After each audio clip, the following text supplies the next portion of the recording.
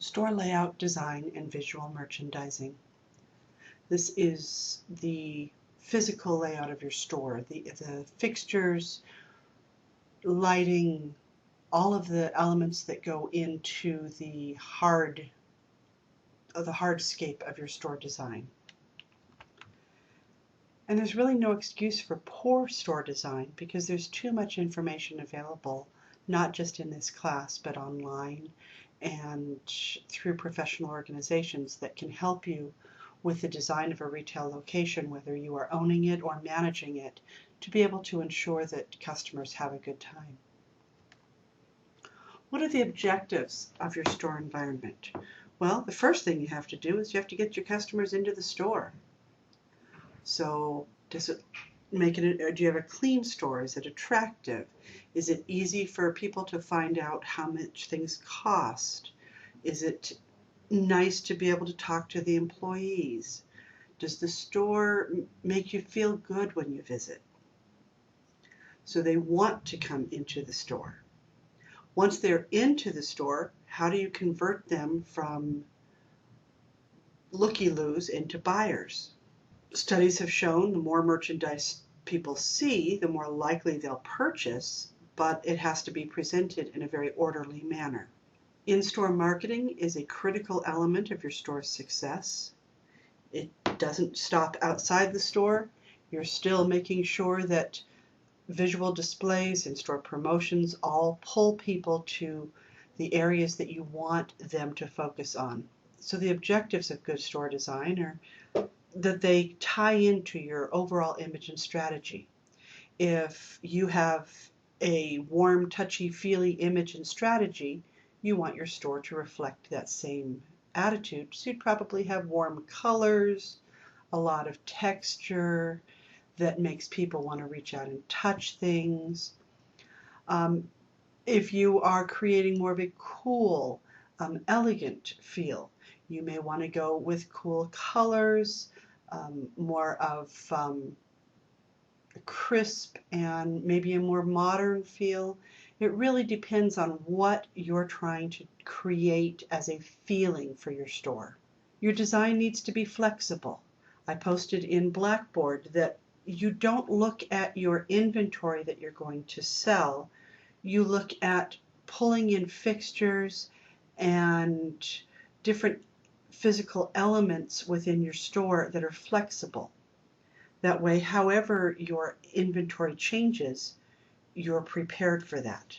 You also need to recognize the needs of the disabled.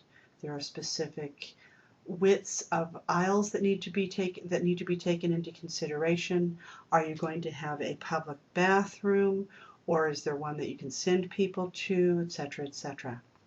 The store that we're looking at by Fred Meyer has approximately 2,800 square feet, but you're not going to be using all of that, or at least you're likely not going to be using all of that for floor space, for sales space. How much do you need to save for receiving area and for a stock room? How much office space? Do you need an employee break room? Do you have to have a cash office? How many restrooms do you need? With your aisles, do you need a main aisle? Do you need supplemental aisles? How are people getting around in your stores? Do you need dressing rooms? Are you going to be using the floor for merchandise? Are you going to be using the walls for merchandise? It can get conflicting when you need to consider the fact that people need to find the merchandise they want, and yet you want a lot of options for them so they're more likely to buy. You want to use your space effectively, but you don't want to overcrowd. And it's a learning process. It's something that you try, that didn't go quite as well. It's kind of like the marketing process overall. You'll try something, it might be somewhat popular, extremely popular, or bomb, and you adjust accordingly and try again. Hopefully, you've done it in a small enough time frame and a small enough funding process that it's not a business killer. How is the design of your store going to be laid out? If you have a large area, you can do straight design.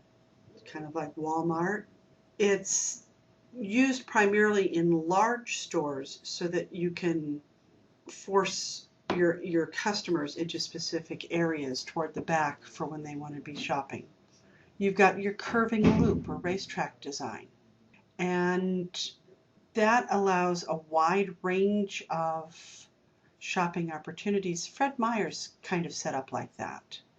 Um, the areas appear somewhat random, but if you were able to look at it from a 50,000 or actually probably a 20-foot view, you'd see that each area leads you to that next area.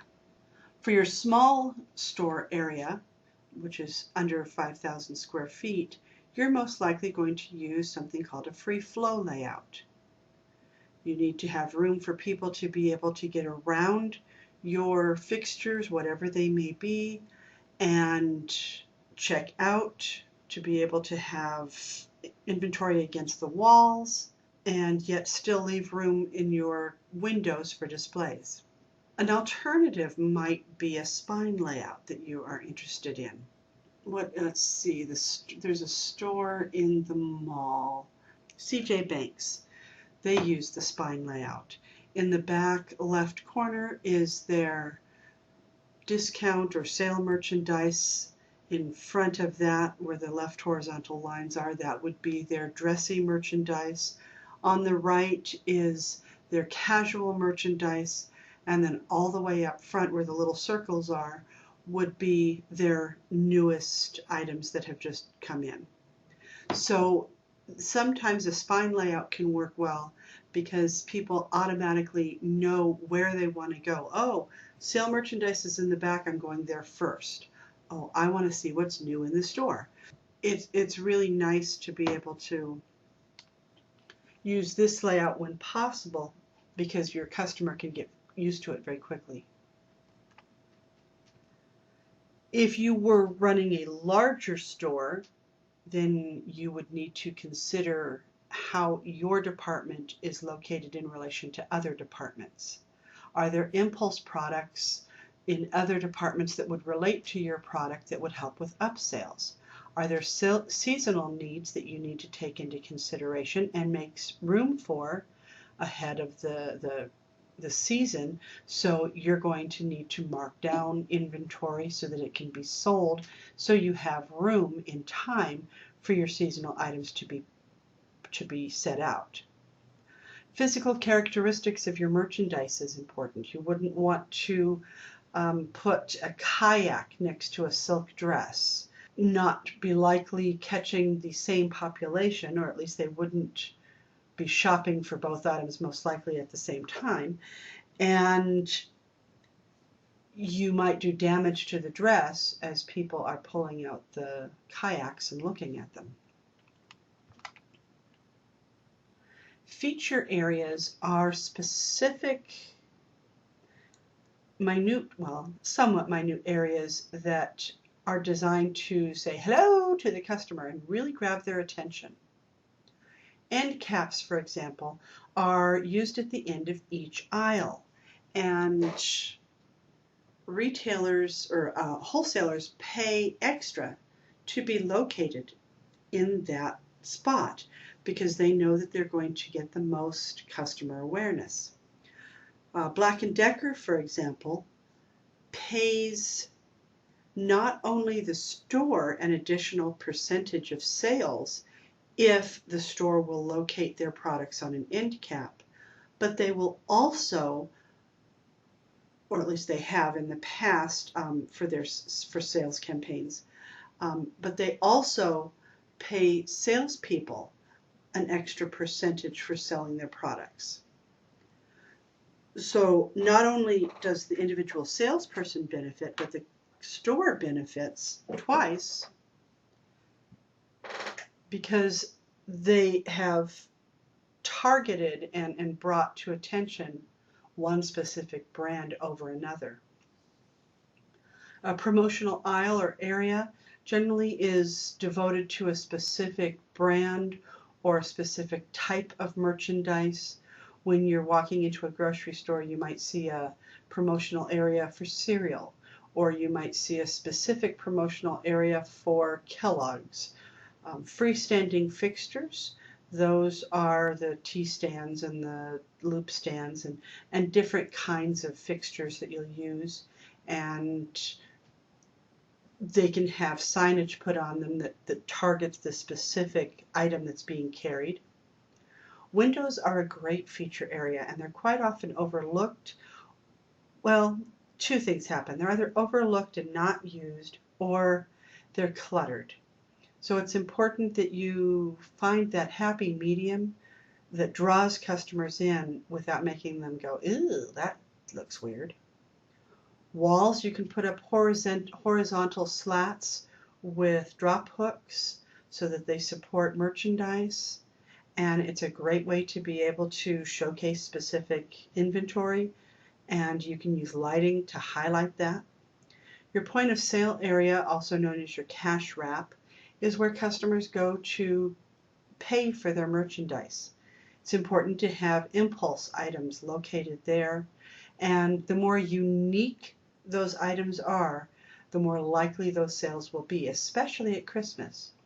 And if you can find some things related to your overall business that aren't too expensive that you can pull in at Christmas, definitely make sure that you buy quite a few because they will likely sell well.